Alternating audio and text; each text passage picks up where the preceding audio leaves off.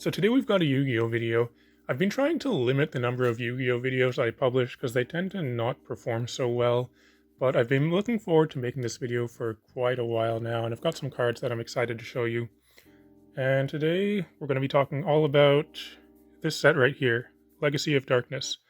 So I've said in some of my previous videos that this is my favorite set. There's a few reasons why it's my favorite. I just have a lot of very, vivid memories tied to this. It's kind of, I wouldn't say it was at the peak of when I played, but it was at a point where it was getting near the peak, but it was also where I was still kind of discovering bits of the game. So this is actually the first set that I've managed to recollect in all first edition. So that's what I'm going to be showing you today. I'm not sure if I'm going to talk about every card, but I'm going to point out at least ones that I have, maybe if there's any anecdotes or just anything that I can mention, some little personal stories about all these. But so over the past year and a half to 2 years or so, I've been trying to collect this set in all first edition, and I just recently completed it. I'm pretty excited about that, so I've got it all in this binder here. That includes even all of the commons, like what a lot of people do. They'll just collect the foil cards, and I mean those are the ones that people care about the most, right? But when I was a kid, I used to try and collect full sets, and then when I stopped playing in 2006 or 7 or whatever, I sold out of the game. But I wanted to recollect what I had back then, and I'm pretty sure that I had, if not a full set, then close to a full set. And I wanted to get this all in first edition. So that's what I've done here. So on the first page here, you can take a look. The very first card, Yatagarasu. I've mentioned before also, this is my favorite card in all of Yu-Gi-Oh! It's a very powerful card. I remember specifically when this came out. I want to say that this was limited to one from the very beginning. I don't think that you could ever play more than one copy of this card in your deck, but it's for very good reason. I'll take it out here. It looks a little bit inconspicuous, it's just this little level 2 creature, right? But this card just ends the game. If you're not familiar with it, it causes what's called the Yata lock.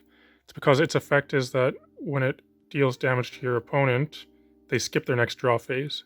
So, there'll be a lot of situations where, maybe your opponent has no cards left in their hand, or they just have cards that are kind of irrelevant at this point, and they need to top deck something. That's something that comes up a lot. But if you have this, then the game just ends at this point, because you play it, you attack them, they skip the next draw step, they can't draw anything, so they just say go, goes back to your turn, you play it again, you just repeat until the game is over. So, it didn't really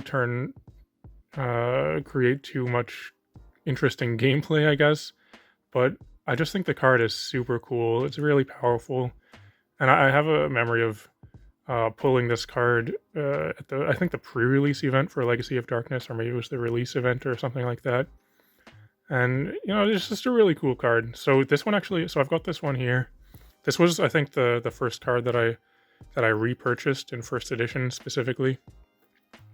So I've got that one there, and then actually I'll bring out this other binder here to show you. Managed to collect a few more also. If I come across these in collections, then I'll just keep them, the Yatagarasus. So looks like there's a couple more first editions there and some more unlimited ones. Got some space saved here for any others that I might come across. This binder here is kind of the extras binder for a few sets. So that's the Yatagarasu, my personal favorite card.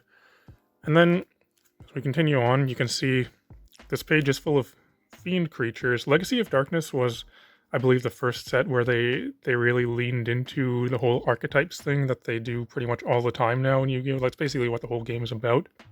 Because prior to this, there was a little bit of archetype support, like, you might have some field spells. I guess that's not even an archetype, that's more just for types. But there could be some equip spells or something that only work for a certain creature type. But for this set, they introduced, I believe it's Fiends, Dragons, Warriors, Spirit creatures, There might be one more that I'm forgetting. I think there's fairies that might not be in this set. I can't remember, but we'll get to it. But anyway, this is the Fiends section. So the big, I guess, boss monster or whatever for this is the Dark Ruler Hades. I guess that's how they censored it to get around, I don't know, having it be too controversial for kids or whatever. Like they can't just call it Hades, I guess. But that's this guy here. I never played a Fiends deck. I don't think that Fiends were too powerful back in the day. They're I don't remember specifically what the metagame was like when this set came out, but Fiends, I did end up, like, I had a pretty big selection of cards back then, so I kind of switched up my deck almost every week for the weekly tournament. So I did play some of these archetypes, but I don't think that Fiends was one that I ever made. This one, though, the Dark Bolter the Terrible, this card is actually, I think it's still pretty good. Like, it has a very strong effect. It's part of a cycle. There's 3 cards like this. This one can, I believe, negate magic cards. Focus camera. Yeah, so you can pay some life points to negate a magic card. The thing, though, is with fusion monsters, none of them really saw play because there wasn't really a good way to cheat out fusion monsters back then. Like, you had to literally just use the card polymerization plus the parts for this to make the creature. Like, there were the TP1 cards that you could substitute instead of one of the parts of this, but that was how you made fusion monsters, so I don't think that they really saw much play. We got this Lesser Fiend here for one of the rare Fiends.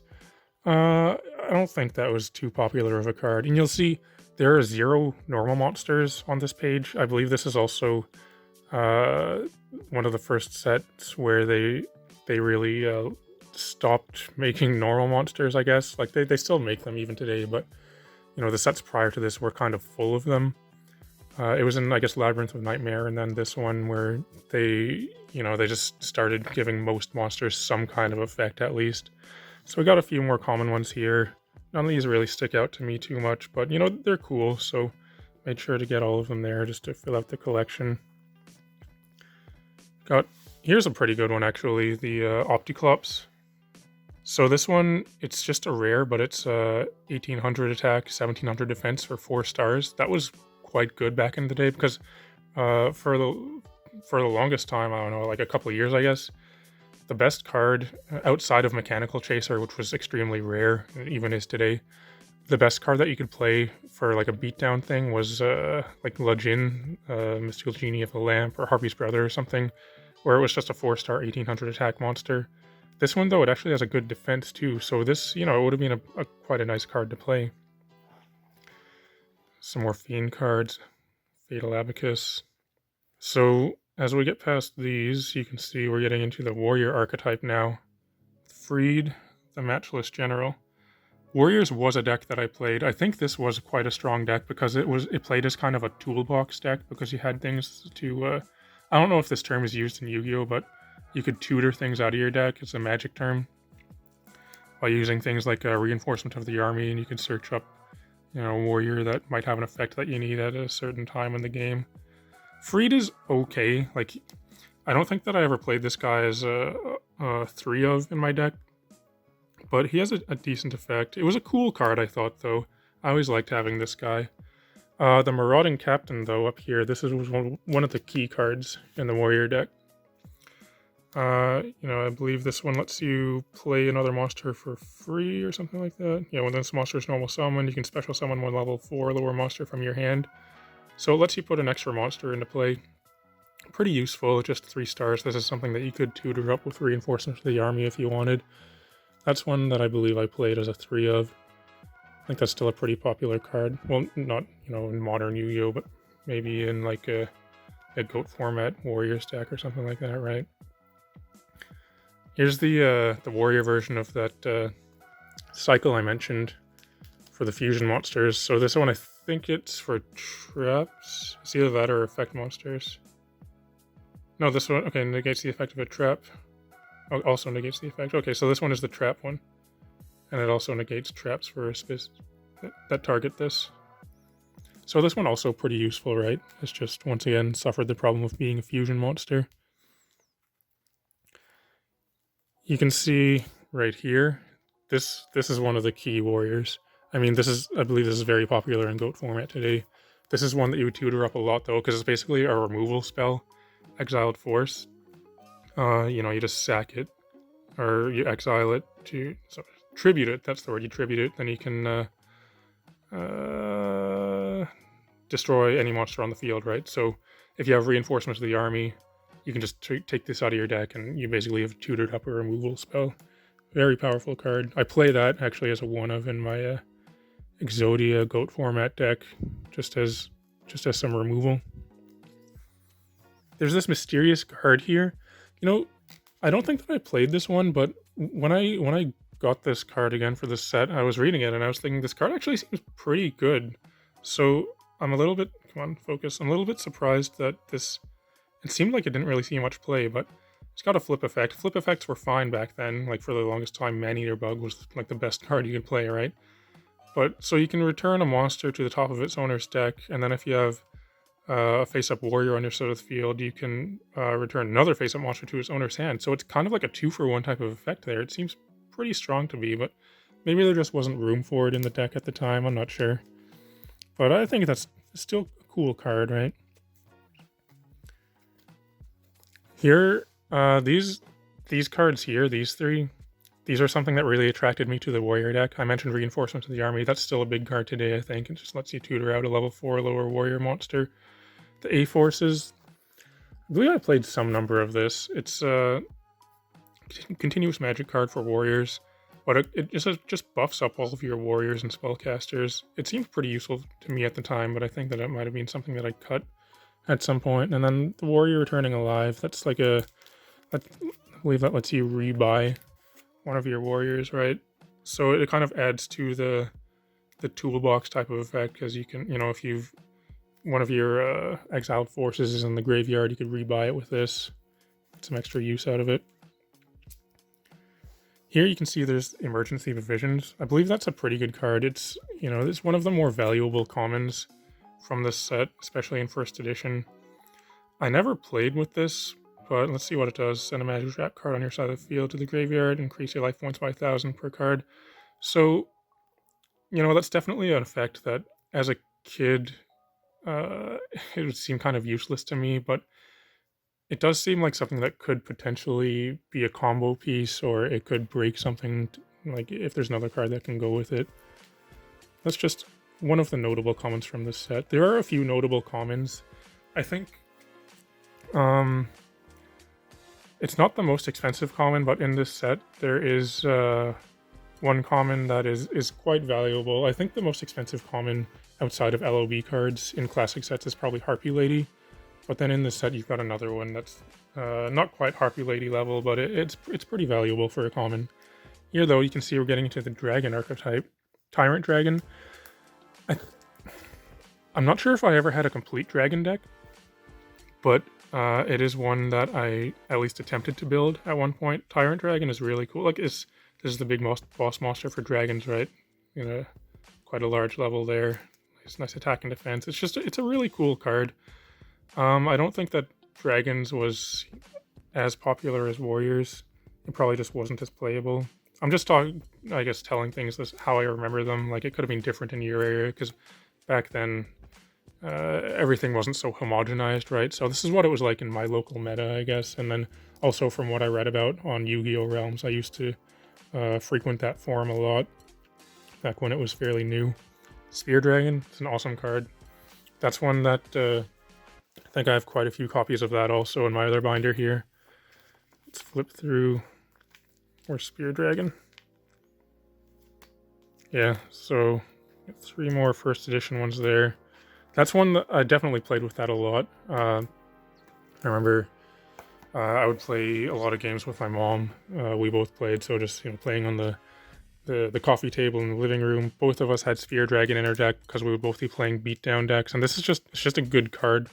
Outside of being a dragon, you can just play it in a beatdown deck. But I think this was the first card that had I believe it's called Piercing effect. The one that had built into it anyway, because there was Fairy Meteor Crush prior to this, but this one just had that effect. So it, if you play Magic, it has Trample. It has 0 defense though, so that's not too good. But also 1900 for 4 stars. That is that was the top of the attack that you get to for 4 stars at that point. You know, even more than Mechanical Chaser. Over here we've got the dragon version of that fusion cycle. So this one should be for negates flip effect monsters effects. Probably not too relevant today, but back then, flip effects were quite popular. So this, if it was easier to get this in play, then yeah, it could have been useful. Cave Dragon, not a great card, but I do remember playing this. I think this is one of the dragons that I tried out. I think that I mostly just liked the picture. Like, this is a cool dragon. It looks fairly unique. It's more like a dinosaur than a dragon, I guess, or like a lizard kind of thing. But I always like this card. It's pretty neat. Over here, Troop Dragon. That's a cool one. I definitely played that. It's kind of similar to like what's it called? There's a cycle of cards in Magic Ruler that when the card dies, you can get another one out of your deck. So it's similar to that, but this one I think it lets you get both of them. So when it dies, you can take a Troop Dragon from your deck and put it in play. Okay, so that's what it does. Yeah, it's very similar to that kind of effect.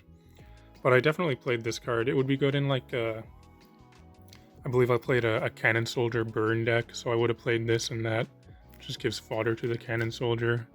It's also good if you want to stall the game out, I guess. Just blockers for a few turns. So that's one that I definitely played. Something that I did like about dragons that kind of attracted me to the archetype, even though I don't think that I ever had the deck fully finished, was these cards here. Those seemed pretty useful to me, mainly this one actually, Stamping Destruction. I remember seeing this and thinking, hey, that actually seems pretty good. Maybe it's worth playing dragons because this could work really well in that. So you need a dragon in play to use this, but you can destroy a magic or trap card on the field and do 500 damage to the opponent. It's probably not impressive today, but back then when this was brand new, that seemed quite good to me. So I wanted to play a dragon deck kind of just so I could play this. It just seemed because when the game was new, I played, I believe, Hinotama in a deck, which was just do 500 damage to an opponent. So with this, it's like kind of like a Mystical Space Typhoon with that effect stapled on. It seemed good to me. Super Rejuvenation. That's I think that might see play today still. I'm not sure. That's another one of the good commons though. It's a pretty cool card, the quick effect one.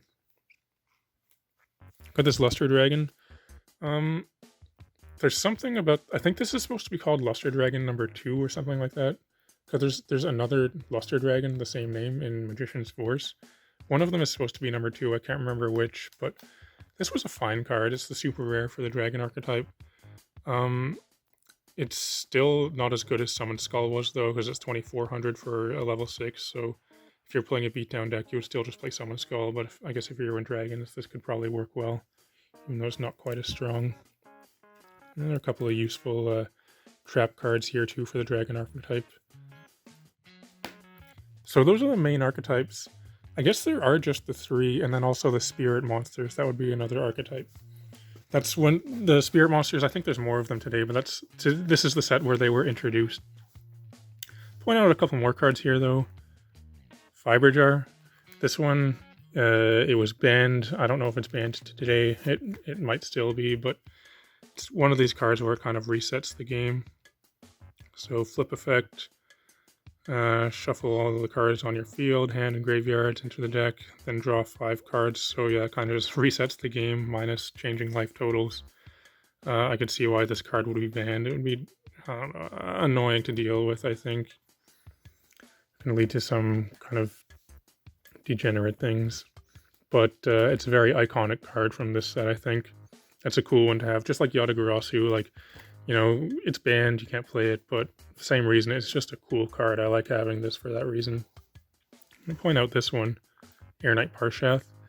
This is a very good card. I don't know if it's good today, once again. Back then, it was very good, though. It's another one where it's good just in any kind of beatdown type of deck, outside of any kind of synergy with its effects or whatever, or its types, I want to say. This also has the piercing effect, I think. Yeah, it has the piercing effect. Then also, when it deals damage to your opponent, you get to draw a card. So those two combined is a nice combo together, just one card, right? It is a little bit weak, 1900 for a 5-star, so you need to tribute for it, but it's a really powerful effect. This one, I believe, saw a lot of play, and this card actually, this is one of the ones from this set that even in Unlimited Edition, it's still pretty valuable. I didn't say earlier, but Legacy of Darkness is one of the sets that did not get the reprint treatment, because, there's throughout the years, some of the sets have been reprinted, like LOB, MRD, those kinds of things, Pharaoh's Servant, in like the Legendary Collection or whatever. So you'll have ones that have been printed in like 2014 or 2017 or something like that. But I don't believe Legacy of Darkness has ever been reprinted outside of its initial print run. So you have first edition and Unlimited. But I'm pretty sure every even Unlimited card from Legacy of Darkness is from 2004 or whenever this came out. Let's see when it came out. Does it say on here? It's copyright 1996. Something you'll see a lot if you look on eBay is people will be like, I've got these classic Yugioh cards from 1996, and then it's cards from like 3 years ago, because all of the cards said 1996 on it. So that's something that I guess can be confusing for people that aren't super familiar with the game. I don't see any other dates on here. Pretty sure this set's from 2004, though. I could be wrong, but that's what I'll go with. So moving on. Here are the spirit monsters. So this is cool. The thing with the spirits, I guess the first one would have been Yatagarasu that you would see, but their thing is that at the end of the turn, they return to your hand, unless you have Spiritual Energy Settle Machine. I think that's in this set, but yeah, that's their thing, is they keep on coming back to your hand at the end step. They have pretty powerful effects, though. These are cards that I tried playing a lot of these ones. Here's a dragon also, I'll come back to that guy. But for the spirits, Hino Kagusuchi was, it's a pretty powerful one. It's the ultra rare one. It requires 2 tributes and then it comes back to your hand, so it had better be powerful, right? Its effect, what does it say? When it affects battle damage to your opponent, they have to discard all the cards in their hand during the next draw phase before they draw. Yeah, that's pretty powerful, so I can see, why that would need 2 tributes, even though it comes back to your hand. But that's a cool card. This is one that I remember also getting in first edition fairly early on when I was rebuilding this set. Azura Priest. This I think is the most playable and popular one. I definitely remember playing this card a lot. My mom played it a lot also. 1700 for 4 stars, so pretty strong, right?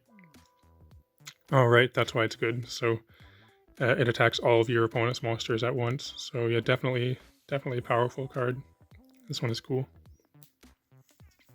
Here's another one of the ultra rares. I believe the art on the package is from last turn, but in the art for last turn you have this guy, the Yamada Dragon, I guess, fighting with the Hino Kagusuchi here.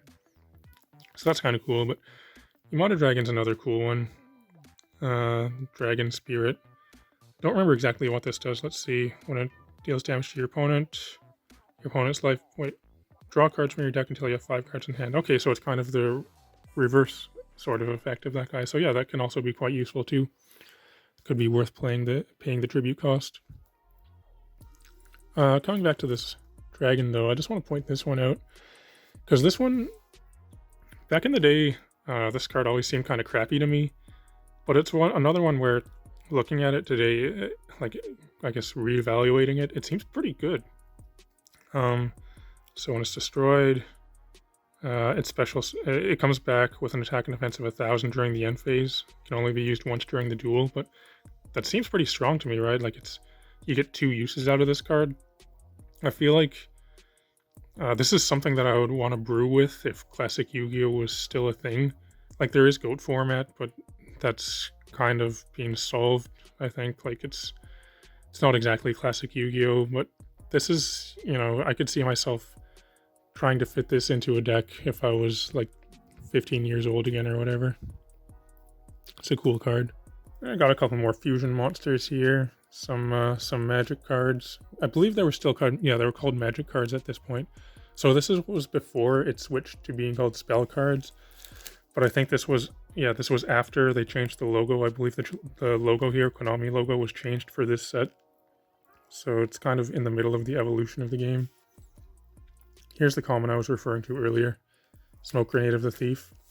This one, actually the price seems to have gone down, I think, but because I was waiting to buy this common to fill out my sets, and the cheapest one I could find was like $15 or something. But I managed to, it looks like they got a big restock in that Troll and Toad for a while, and there were like 20 copies of this or something, or 10 for like $5 each, so I finally managed to grab it. Very powerful card though. It's because prior to this in Magic Ruler you had hand disruption effects, like the Forceful Sentry, Confiscation, and Delinquent Duo. Some of those got banned, like they were kind of overpowered, but this is a similar kind of effect that did not get banned. So it's an equip card, and then when this is destroyed due to a card effect, you can look at your opponent's hand and send one card to the graveyard. So it's kind of like a confiscation, but you have to sort of jump through a hoop by getting this in play and then sending it to the graveyard. But you can do that easily enough, right? So it is a very powerful card. It's another one where I completely ignored this card back in the day. Like I just paid no mind to it, but looking at it today, yeah, it's pretty powerful. Like, you know, if you're playing Magic, it's basically a Thoughtseize. Creature Swap. That's a cool Magic card. One that I remember trying to fit this into decks. I always thought that it was cool. It was a neat effect.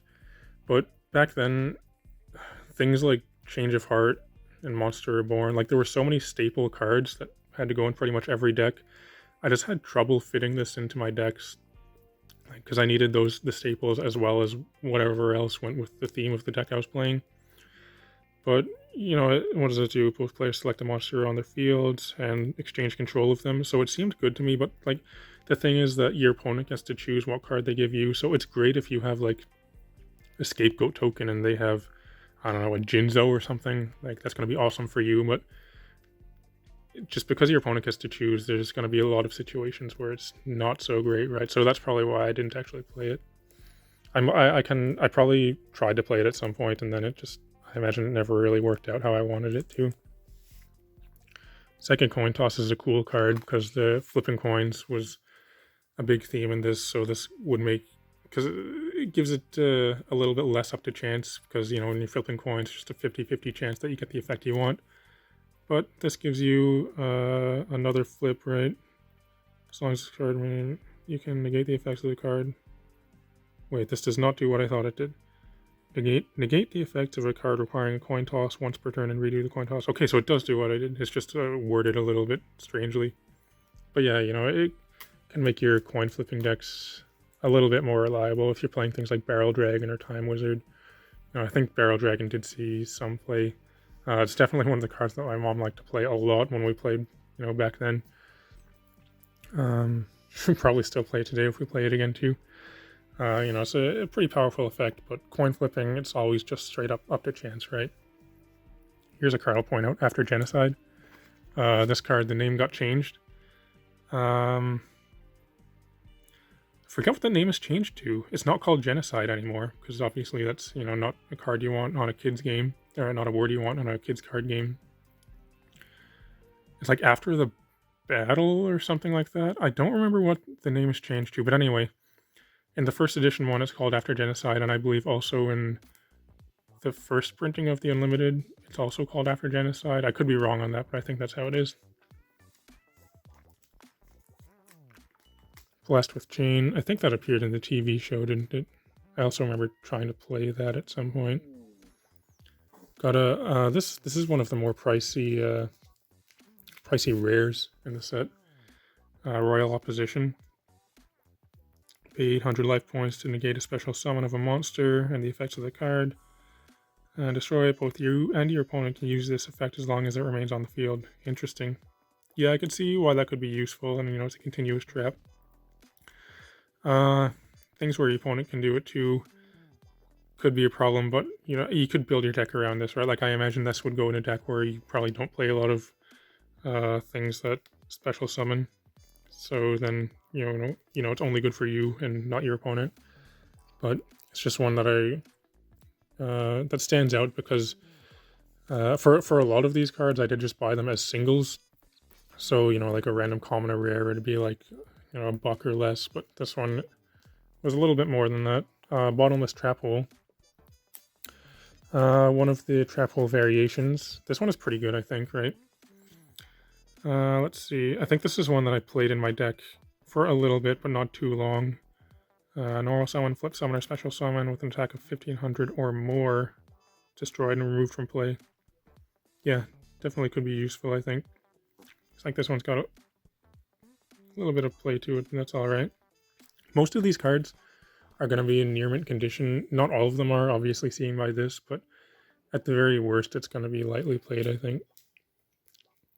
You'll see in these first edition sets that I've got. I don't know if I'm going to do more videos like this. I would like to, but like I said earlier, the Yu-Gi-Oh videos tend not to perform too well. So if I do more, they'll have to be spaced out quite a bit, I think. But so what I've been doing over the past couple of years is collecting first edition sets, full sets of LOB through AST, the first 11 sets of the game, just because that's what I played when I was a kid. And I've pretty much done that at this point. There's a few sets that I'm just missing, like, I don't know, 1 to 5 cards from, but I have the majority of it done at this point. This is the first one that's completely finished. But that's something I like to do, is talk about the other sets as I finish them. But all of the cards that I have, you can see they're raw, ungraded. Personally, I'm not a fan of graded cards. I can see... Well, this is kind of a whole different topic that I can make a video on, but in short, like, I can see the appeal of them, I think, is because, you see, rather than... It avoids the problem of you buying something that's supposed to be near mint, but then it comes in it's lightly played. It's just, you see the grade, you get that grade. But to me, it's kind of become this whole different thing where it's just added another layer of collectability, because no longer do you just get first edition as being the top tier. It's like you get first edition, but if you want to get the very top, you get first edition graded 10, right? And then when it's graded, the price just inflates so much. But anyway, I'm not a fan of graded cards, so all of the cards that I have are raw, ungraded. But despite that, I think that they're all most of them are in quite nice condition, I would say. Here's another super rare drop-off. This is one I tried playing this card. I remember playing this, having a deck with the 3 of, because at one point I had like a hand/deck disruption. I guess deck disruption would be mill, but more of like a hand disruption deck. So drop-off, I would play this as a 3 of in that. This card can only be activated during your opponent's draw phase. They discard the card they draw. So it's kind of like a one-off Yatagarasu effect. It basically makes them skip their draw, unless they've drawn like a quick play magic card or something. So, if you've put yourself in an advantageous position, this can kind of seal out the game for you, because it's basically like another magic term I'll say is like kind of like a time walk. Because, if they need to top deck something, well, they draw it, but they just immediately discard it, so they basically kind of skip their turn. So I remember playing this as a 3 of in my deck at some point. Last page here, the last 2 cards, but definitely not the least. And then you can see it moves on to Pharaonic Guardian. I've got, I think, 3 sets in each binder. So in this binder, I've got Legacy of Darkness, Pharaonic Guardian, and Magician's Force. Those are all pretty much complete.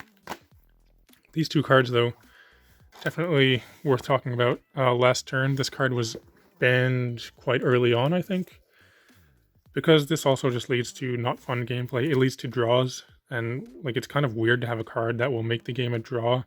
There's a lot of text on this, but basically, you have to set this card up.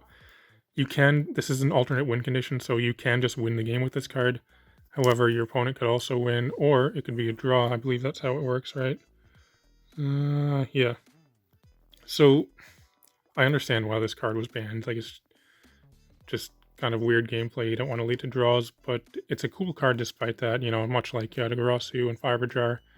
I feel like a lot of the really cool and iconic cards are ones that were banned, but they're still nice collector's pieces, right? So it's cool to have this one. And like I said earlier, this is the set art or whatever that's on the booster box and packs. And the very last card here, definitely worth talking about, the Injection Fair Lily. This is the other secret rare from this set. So for the classic sets, there were 2 secret rares in every set. They would be the very last collector number and the very first. So this is 100 and the Yatagarasu is 0. Injection Fairy Lily, though, this is one of the original, I guess, anime waifu cards. I think this was censored in the TV show. I'm pretty sure the art is the same for all printings of this. I'm not sure. If it's been reprinted in the future, I imagine they might have censored this too, but I'm not sure about that. Anyway, in this version, she does have the, the needle there. This is a really powerful card, though. I think back when I played, this was limited to either 1 or 2. At some point, it might have been banned, but I'm pretty sure that mostly when I played, this was limited to 1, I want to say, if I'm remembering correctly. Anyway, though, for 3 stars, 400 attack, not great, right? However, you can pay 2,000 life points during the damage step to increase this monster's attack by 3,000. So, using your life points as a resource correctly, this is basically a 3-star, 3,400 power creature, which is pretty strong, right? It's gonna leave you a damage step. So can you do that? I don't know if it's being errated, but on this card here, it does not say only once per turn. Interesting. That's something... I wonder if that ruling ever came up when this was new. It must have. It's not something that I remember, though. Just reading this, because in my memory, it said once per turn, but looking at it now, it's not there, so I wonder what the ruling on that is. But anyway, this is a very iconic card, right? It's very powerful. I think at this point, it's another one where people just want it for a collector's value, right? Because they, they like the picture. It's a secret rare, hard to find. It's pretty valuable too. I think this is I believe the second most valuable card from this set. The first being Yatagarasu. So it would make sense that the 2 rarest cards from the set would be the most valuable. It's another one where I'll bring. So that's that's the whole set there, and I guess I'll just go through this extra binder here. But this is a binder where as I buy collections and stuff, I just kind of keep the cards together by set. So it's another one where I've come across, you can see a few Injection Fairy Lilies.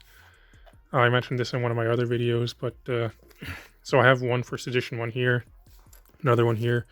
I actually bought a first edition one 3 times, but the story with that is the first one that I bought it on eBay. I think it was supposed to be in near mint condition, but it just never arrived. I'm a little bit confused as to why the seller didn't send it with tracking, but they didn't, so it never arrived. I contacted eBay about it and got a refund. I don't think that they were doing anything shady. It's just unfortunate that it just happened to get lost in the mail. Like, we talked about it a little bit, and it was just an unfortunate thing. So got a refund for that, so I had to rebuy it. So I rebought this one here from Card Market. I got some pictures of it beforehand. Looked not perfect, but pretty good. Like, it'll on the camera here, it's probably going to show up as, like, I'm not sure if you're going to be able to see any of the defects, but there are some defects on it. But yeah, you can see in the corners here, it's not super great. So I got this one, but then I wasn't super satisfied with the condition, so I ended up buying a third one, which is the one that I've got in the collection there now. So that one is probably going to stay there for pretty much ever, I guess. Like, this one is in pretty nice condition, I think. So it's the last card to talk about. So that's the set. It's a lot of new things were introduced to the game in this set, I think, and it's the one that I have lots of vivid memories of playing these cards. So I thought it would be cool to talk about it and go through it as a full, complete first edition set that I finished. Let me know definitely if you like this video. Like, it's a pretty long one, right? And like I said, the Yugioh videos, they're not quite as popular as the Magic ones, but this is something that I enjoyed talking about because the past couple of years I have spent quite a bit of time collecting these sets, and it's just nice to talk about them once they're finished, and you can go through and you know, I like to look through these occasionally, just pick out random cards and read them. There are some where, you know, maybe I hadn't actually read the full card ever, right? So it's just cool to, it's very nostalgic to look at, right? Anyway, though, if you liked the video, or I suppose if you didn't like the video, either way, let me know. You might see more like this in the future. For some other sets, one that would be really cool to do is LOB, if I ever finish that set in full first edition. It is mostly finished. However, one of the cards that I'm missing is the Blue Eyes, obviously the most expensive one. I would like to get one at some point. I'd imagine it's not going to be near mint condition because that'd be way too expensive. But, you know, if I do end up finishing that set in first edition, I definitely think I'll making a video like this to talk about the cards in it. But if you're still watching, thanks for watching. It'd be cool if you can like and subscribe. Otherwise, I'll talk to you later.